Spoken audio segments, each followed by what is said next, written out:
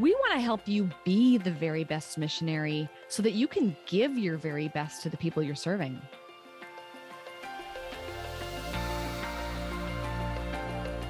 What makes this podcast unique is it's done by missionaries for missionaries.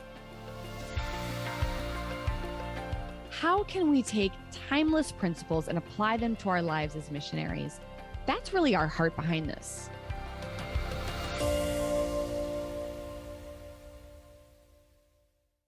Well, welcome to today's podcast. Today we have with us Dr. Matt Turvey. And I am jazzed to have Matt because not only are he and his wife, Nicole, some of our very best friends on the planet, but Matt serves as a psychologist for Chick-fil-A. I love you, Chick-fil-A. And he has a critical and really unique role there, intentionally investing in the emotional, the relational, the spiritual, and the mental health of different Chick-fil-A franchises. Matt, what an amazing job. I love it. It's like a dream. It's a dream gig. I've done a lot of cool things in my life, and feels like, all right, Lord's just prepared me, kind of honed it off for some of this right now. So very excited about it. Yeah. And what are some of the things that you do with the different Chick-fil-A franchises in those areas? Yeah. So, business is hard in our society right now. And so it face a lot of pressures. And so we call them operators or franchisees are facing any sort of mental, emotional, relational, spiritual health challenge or crisis. I'm kind of there to just be a confidential, safe place to say, hey, you thought about this, you thought about that, you know about this resource, you know about that resource, and to get them to a point where they're healthy, because a healthy franchisee, healthy business leader makes a healthy organization, just like healthy missionaries make healthy disciples, healthy pastors make healthy churches. So in some ways, it all kind of falls in line with the different roles I've had over past 20, 30 years of professional life. Well, and speaking of Matt, I know when Danny and I first met you, you were working in marriage ministry with a lot of names that everybody listening would probably recognize. And Danny and I were working in marriage ministry at the time. And that was really how we first connected, was through our love of marriages and marriage ministry. That's right. Back in Minnesota, Minneapolis. I loved it. Yeah. I heard about what you guys were doing through your church there. And I just thought, I don't know this guy. I don't know this couple. What's going on? I need to meet him because it sounds like the ministry you're doing was amazing. And I got to go and visit incognito. And I think you thought Dr. Matt Turvey would be wearing a tweed coat and having a little stovetop pipe coming in like Sigmund Freud.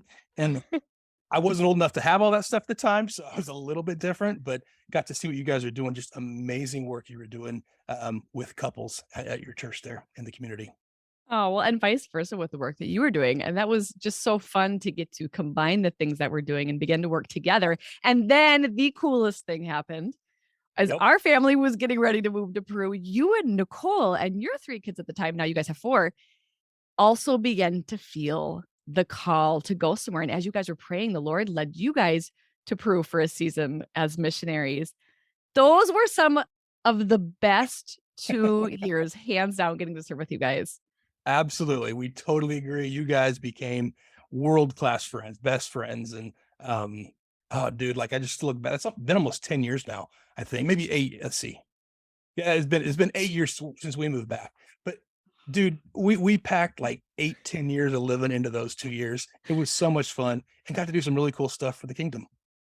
You are so right.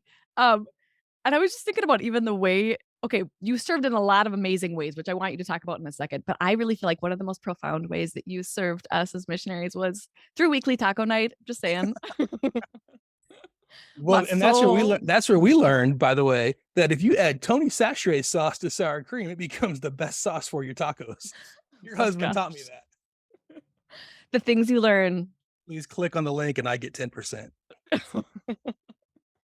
Well, and you guys really, so you were friends with us while we were there, but I have to say you blessed us in terms of our marriage too. And that was really your guys' intent in going down. What were some of the things that you did during those 2 years there?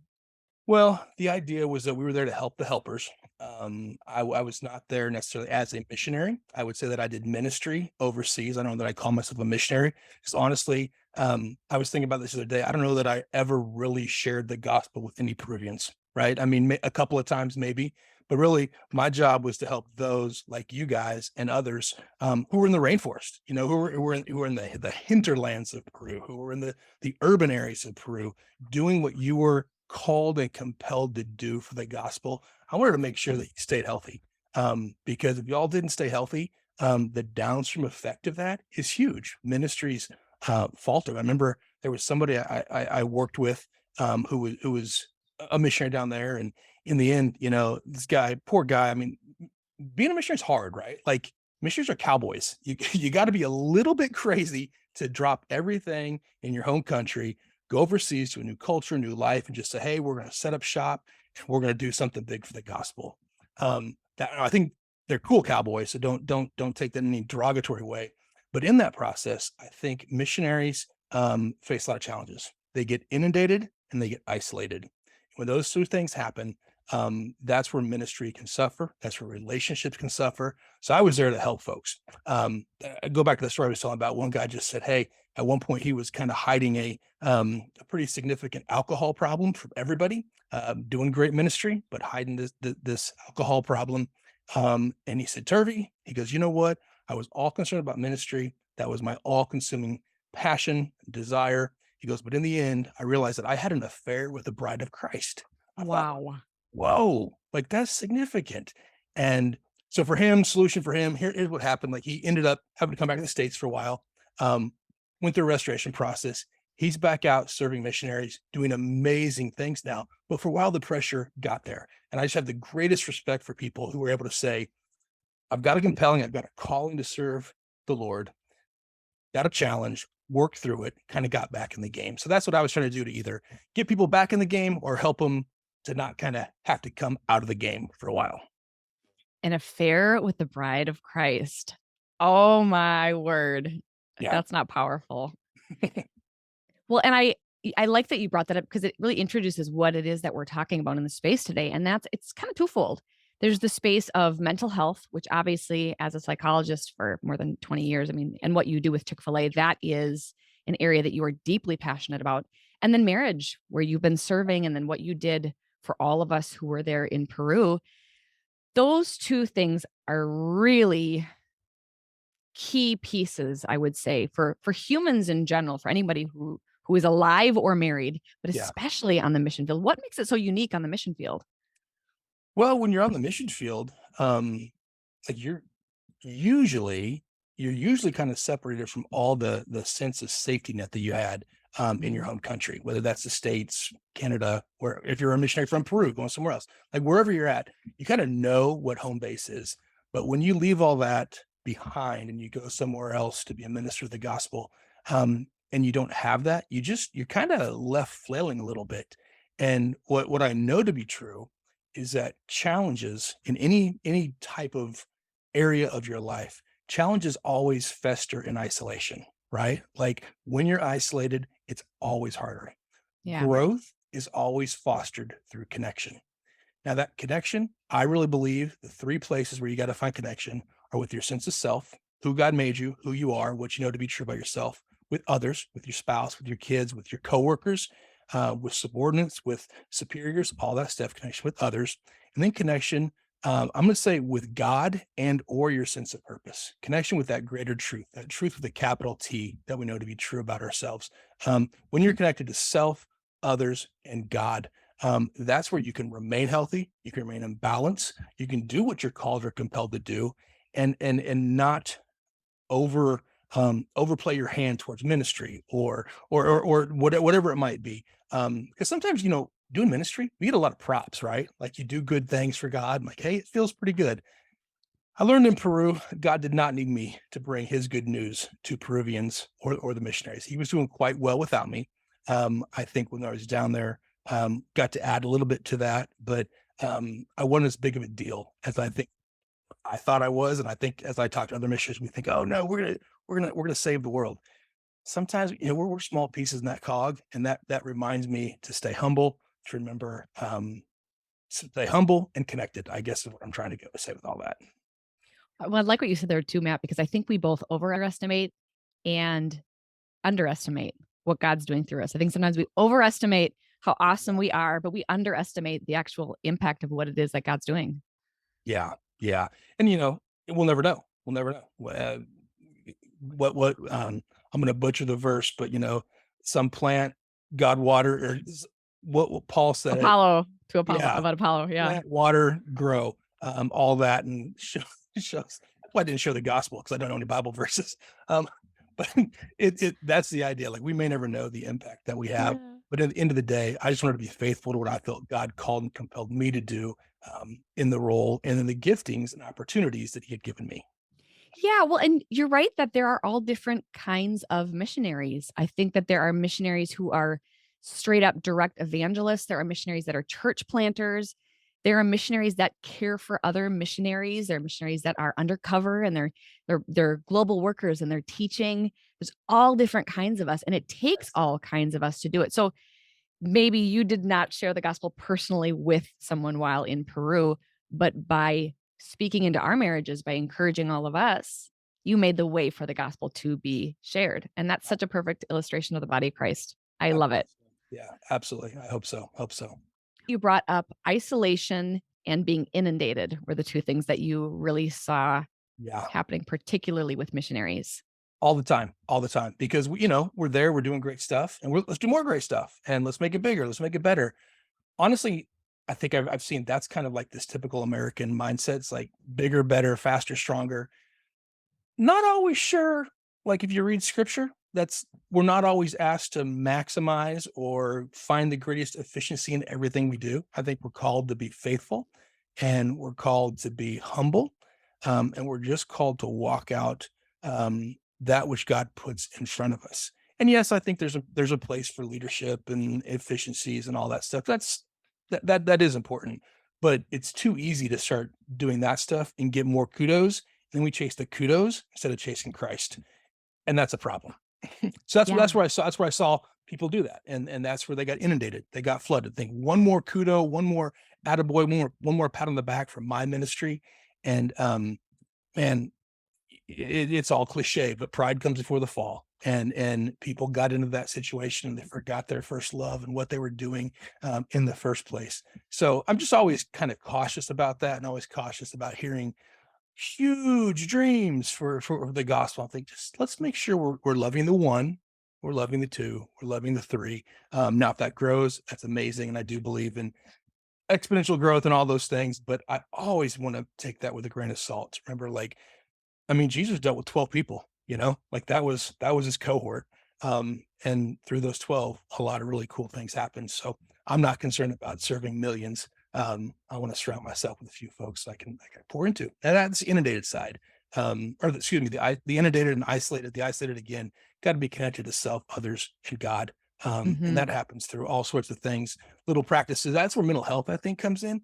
And we talk about, because to me, mental health is not just like you're going to yoga yourself out of anxiety, or you're going to check off a few boxes so you can be healthier. It's kind of this idea that real mental health it's about flourishing as the whole person who God created you to be. The glory of God is man fully alive. Saint Irenaeus said in about the second century AD. And in that process, I do think mental health is, when taken appropriately, it's kind of like what I call whole life discipleship. You're looking at every aspect of your life and saying, have I submitted this to Christ? Where am I in line with Scripture and church history and wisdom and all that I think God has for me in this area? So as you look at your whole life, trying to figure out how am I healthy and whole in every area, that's mental health to me, or whole life discipleship. Different words for the Mm. same type of concept. So for anyone or a missionary to take care of their mental health, they're looking at their whole person. They're evaluating health in different areas of their life. They're looking at those three things that you're talking about: their connection to God, their connection to themselves, their connection to others. And they're checking to see if they are inundated in a particular area, if there's too much going on and they're losing Yeah. touch with any one of those three areas, and making sure they're not isolated. Those are really, really helpful. And it's important that you made that connection, I think, with mental health to our connection to God and our spirituality, because I do think mental health right now is a bit of a buzzword. I mean, for you being a psychologist all these years, it's not like it's some new phrase, but it's catching on among the public It now. And it's is. like, and people are like, let's talk about our mental health. You hear even teenagers talking about like, I'm triggered, and they're using words that before you only heard in counseling context. It's really interesting. My 10-year-old said, Dad, you just triggered my OCD. And I just said, no, I didn't. And what's OCD? She goes, I don't know. So let's have a conversation. Let's talk about that. Few words that don't need to be in your vocabulary right now. Yes. Okay. And it's like, I love that everyone is so interested right now into mental health. It's It's important. praise God, but Yes. how do we talk about it so that it's real and not just buzzwords? And that's why conversations like this, I think, are so important. So I have a question for you, Matt. When you saw missionaries serving in Peru, what were some things, if you could have, that you would have loved to grab a bullhorn and be like, don't do this. Stop, stop. Oh, goodness. Um, Boy, that's a hard one to say. What's the one thing? Because honestly, let's face it, like I'm the shrink, right? So I was the shrink on the field and I got all the bad stories. I didn't get any of the good stories. So I know there's a lot of great stories and there's a lot of redemption. Yeah. But at the same time, like I know that God's always at work in stories of creation and redemption. If you want to find God at work, find out where something new is being created and find out what story he's redeeming. In that process, I think for me, what I wanted to tell missionaries to stop doing was honestly, well, it was that priority thing. Like I think priorities got on a whack. It's like my ministry's number one, my spouse is number two.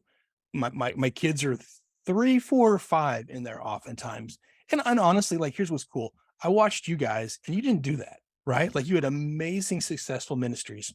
But you have amazingly successful and loving kids who are doing amazing things, and you loved them where they were at, and you loved them through challenges, you loved them through successes, and I hope that we did the same thing. Like I think our You kids all look did. back at Peru, only the 2 years in the end we served in Peru, but the time there, like it was a highlight of our family. They go back and they think about it all the time. My son's went back 3 or 4 times, served with you guys again while you were down there, and my daughter's been back, and they love it. My 16-year-old who hated Spanish when Lit goes, I'm not speaking Spanish, Dad. Now he's in Spanish class, and she goes, your boy has a Peruvian accent. How is that possible? No way. I love it. Recognizes it. And now he likes Spanish. But all of that, I think, was just by the grace of God. It felt like we kept our priorities in balance. I think we just continually asked, Lord, how do we serve you? To that's almost cliche, but like, how do we serve you today? What do we do tomorrow? And how do we stay in the lane that you've given us and maybe not go outside of that? Again, for me, honestly, for me, it's because I like attaboys. So maybe I should just speak for myself, not everybody else. I love it when people give me praise or whatever. That speaks to why I'm performance driven. I like to perform. I was straight A's from kindergarten to my PhD, and I used to be all proud of that. Then I realized that's a little bit pathetic and pathological that I felt so like I had to perform. I had to do that good. Looking back, I wish I failed more. And in that process, I guess for missionaries, I hope they just find that God's got their back no matter what. Man, you know what? Here's a thought. I'm rambling, but the same compassion and grace and love that missionaries share with the folks they're serving, I wish they would turn that around and give it to themselves, because it doesn't happen all that often. That's And we're good. so outward looking that we sometimes forget to look in. And let's face it, God created you. You know, he's pretty happy with you. He's very happy with you. This is you are good. And I hope that people can recognize that in themselves as well as not just in the people they're loving and serving. And you're speaking of, Matt, of living in attention. I love that Andy Stanley quote where he says, there are tensions to manage and there are problems to solve. And sometimes we confuse the two. It's one of my absolute Oh, there you go. favorite quotes. And I think sometimes in life, but also on the field, we feel like we have to solve the problem. So we might see that, our marriage is struggling. So then we just go all in and forsake all ministry or all else. And we think that that's what we have to do to fix it. Or we have to do a really good ministry. We have to forsake our family and go all the way over there. And we end up living this life of extremes, trying to run around and put out one fire or solve one problem after the other, when really it's a tension. And you spoke to that when you talk about us as holistic people. we are constantly evaluating those three things. I'm evaluating my relationship with God, with others, which includes my spouse and my kids, and then myself and my calling. And that's That's where so important. it's easy. And here's where probably me as the mental health professional pops in and says the easiest one to ignore among those for missionaries, I would argue, is that relationship to ourself. Mm. Um, that's what I noticed on the field. That I'll be honest, that's what I noticed, and people just weren't real with themselves, authentic or genuine with kind of maybe some of their shortcomings, maybe some of their successes, and even with this false idea that I've got to be so humble that like I kind of whip myself, like that type of false humility. I saw it all, and they're all different things. And, I give grace to everybody in that stuff, give grace to myself in that now. But I just, that's where I would say having a safe person in a good relationship, probably a professional, honestly, it helps having somebody outside of you because, fish don't know they're wet, right? So fish got to get outside of the fishbowl. And just being able to kind of walk through that stuff with somebody who believes pretty much like you, but maybe might be able to stretch you a little bit. That's where I say sometimes that counseling, that can be virtual. I mean, after COVID, virtual counseling, no matter where in the world you are now, you can get with a Christian therapist. There are resources out there that will do that for free for missionaries or very low cost. So I would encourage folks to say, let's take a few minutes, explore me. And why am I really doing this? It'll help. It'll make you stronger in the end to do stuff like that. Hmm. And as you said earlier, I loved your analogy of cowboys. And it could, some people say cowboys, some people say soldiers. I mean, we're different kind of people. And again, Yeah. you lived that life for 2 years. I And loved so it. yeah, oh my gosh, you are one of the most adventurous people I know. You really are. Okay. Total side note. I Uh-oh. remember it took me probably a year before I felt comfortable driving our car a couple blocks to the Ovalo, that roundabout. I remember you were rearing to go the second you got there. The first Weekend of time you Martin. hopped. Yeah, you hop on the car and you drove. Where did you drove so far? We drove like an hour and a half down. I followed you and Danny and another missionary couple, and you were idiots to give me your car because I could have wrecked it in a second. Lima is crazy traffic, but dude, it was so much fun. It was absolute blast. You're always up for adventure. I don't even remember what I was gonna say before that. All of a sudden I just have this picture of you driving the car and loving it. Oh my gosh. Okay, we were talking about how we're different kinds Yeah, of so people. And you are so are you. You're a different kind of people. Okay, so if we try and do like our self-care, our mental health, all of that in the same way that you're maybe, I mean, you can't even really say average American. What's an average American? right. But like somebody living in their passport country would do, we're gonna do it a little bit differently. Like Always. there's pioneers, we are gonna push ourselves harder. We might have less of certain things. And if we took advice from uh maybe somebody who had no understanding of missions, they might tell us to slow down in a way that we know we're not called to slow down.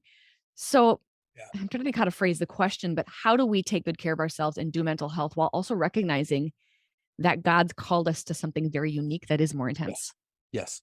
Here's what's crazy. In my role, my professional roles throughout my life, I've worked with like high achievers, right? So whether it's missionaries, who I consider very high achievers, special forces, military, crazy high achievers, Chick-fil-A franchisees, crazy high achievers, ministry leaders, all folks who are moving ahead and who have high drives for success. I think what I've found, and I don't want to sound too simplistic, but I think when I've looked at all of that, what I think I come down to is if you think about a balance and about a fulcrum in your life, if the activities you're doing feel like they're bringing you life, and like what does that mean? And this is why it's so important to be connected to your sense of self, because you have to understand yourself and realize, like, is this really life giving, or is this just like attaboys that I feel a little bit better about myself because I've got some trauma or some wounds from earlier years, ministry failures, childhood, whatever. But if the balance of what's life giving is greater than the things that are kind of like life sucking, that's when I think you're finding a sense of living into how God's created you. Because I don't think he makes crap. I think he makes us good. And yes, there's a barrier from sin, but it's kind of a theological issue as opposed to like thinking, okay, because I have a sinful nature, like I'm a piece of junk. That's not it. Like God created you, he loves you. And if you can live in that, I live out of that truth.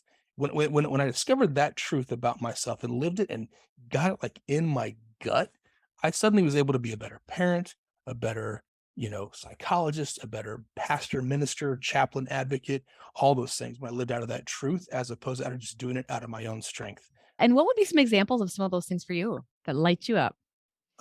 Life-giving, adventure. I mean, you talk about that like I do. People are Enneagram people. I'm a 7. So like squirrel. Like I'm always chasing that. I got to be careful about that. When I'm living well and balanced and life-giving, I will put times in my life where I can just chase squirrels. Actually the past few days this week, I just got to explore some new concepts and ideas and like, I was on cloud 9. But then reality is I'm a professional. I have to do some tasks. I have to get that stuff taken care of. So I got to live in that tension and in that balance and recognize it's a tension. You said it very well. Got to recognize that it will be this back and forth. Other things that give me life. I love Legos. I still play with Legos. I don't play with them. They're not toys. They're a complex interlocking brick system. They are And so that's very what adult. I remember. But I love Legos because at the end of the day, they always make sense. In my job as a psychologist, life doesn't always make sense, but that's where like it all comes together. And honestly, this is going to sound probably stupid, but Lego instruction books in many ways are kind of like when you take scripture in totality. It's like you may not understand where you're going with this process yet. You may not think like that piece really should fit there. If you want the build to look the way it should at the end, and the way with scripture is like, are you sure, God? Like that's what I should do right now. But when you listen, when you're honest, when you're engaged with him, it will make sense in the end. It may not make sense right now, just like on my stupid little Lego models. But in the end, I always trust my maker to see his creation come to fruition. That's probably the best way to say it. And so that's my real deep reason for why I like Legos. I love your spiritual reason for not playing with, for building Legos, Matt. Okay, well, and you said something interesting as you were talking about some of those life-giving activities. You mentioned sometimes they can be an escape or a distraction, and sometimes they can actually be very life-giving. So maybe it's not even it is the actual activity. So it's recognizing what those are, but then also it's going into it with intention rather than as an escape. So true. I can go to a movie. A movie for me can be an escape or life-giving. And I recognize, like, am I just going to, I just want to get away from the pressures?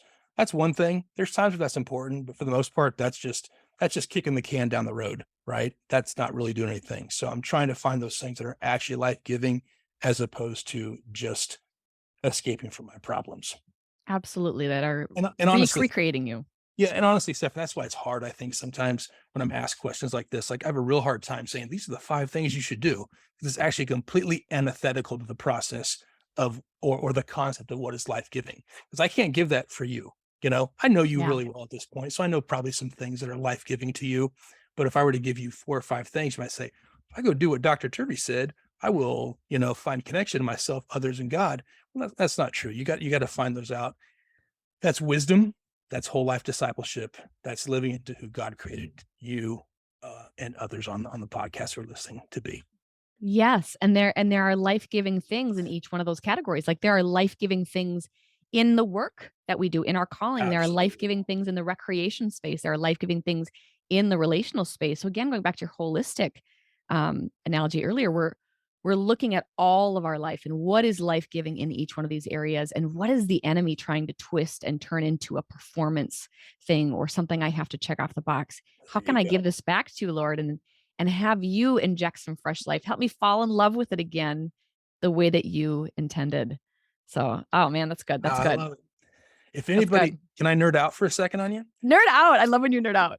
Okay. So the best model that I've found lately around this whole life type of stuff is actually out of Harvard, and it's called the Human Flourishing Project. And they've got some research out there that it's so, you're not going to read it. Like, it's coming from Harvard, so it's very academic, but they've got some quick, free online little assessments. And they look at areas like your personal relationships, your physical and mental health, meaning and purpose, character and virtue, things on a grander scale that as Christians, as believers, we would say that's really important. Cool thing is Harvard is studying, I think 250,000 people over 5 years in 25 countries, $45 million project. And what they're finding, what's so amazing, is that the elements of faith that as Christians we adhere to are some of the most important things that are leading to real human flourishing. So it's so cool when you find out, like, okay, yeah, well, we've kind of know, we say we know that, and we say we've known that for a couple thousand years, if not longer, but like the research just bears that out. And so that's where I think this kind of cool truth, that's academic truth with a lowercase t, is pointing at kind of big truths with a capital T. So anyway, that's human flourishing.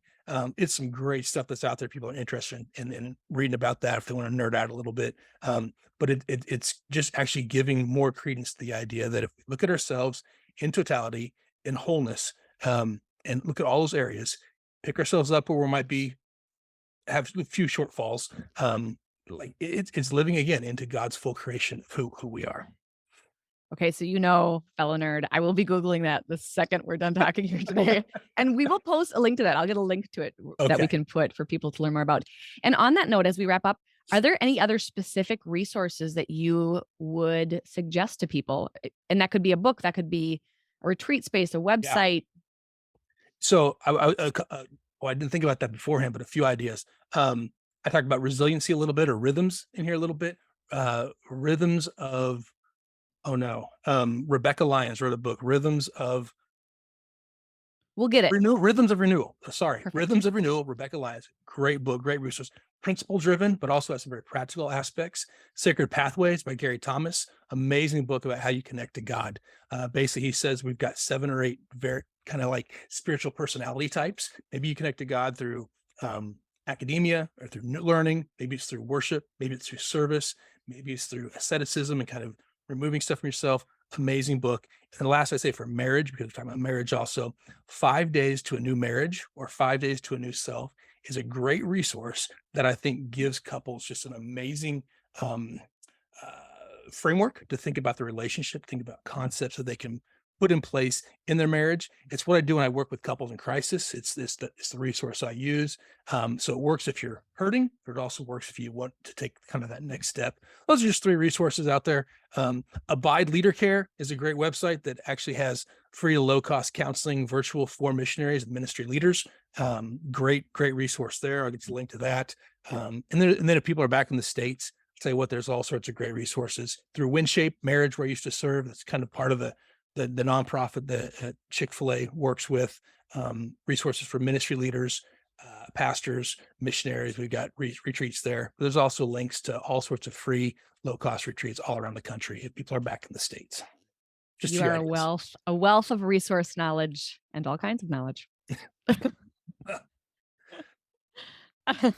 And yes. Oh, seasoning also as well. Yes, thank you for pointing that out. And we'll make sure to link to all of these things afterwards. So you might be trying to jot down notes as you're listening, but we'll have links to it so that you can find it. But Matt, I just want to say thank you again for joining us today. This was fun, and it was fascinating, which is what I knew it would be. I think that's one of the things I enjoy most about you, is that you've got your really, really, really fun side, and then you've got your nerd side, and the two of those just marry together into a great conversation.